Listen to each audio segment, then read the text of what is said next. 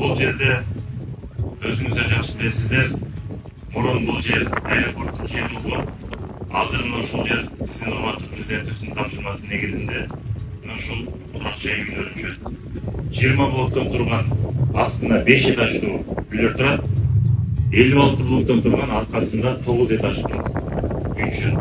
Бул esa общий бардыгы жалпысынан мен отурганда 3020 квартира болот.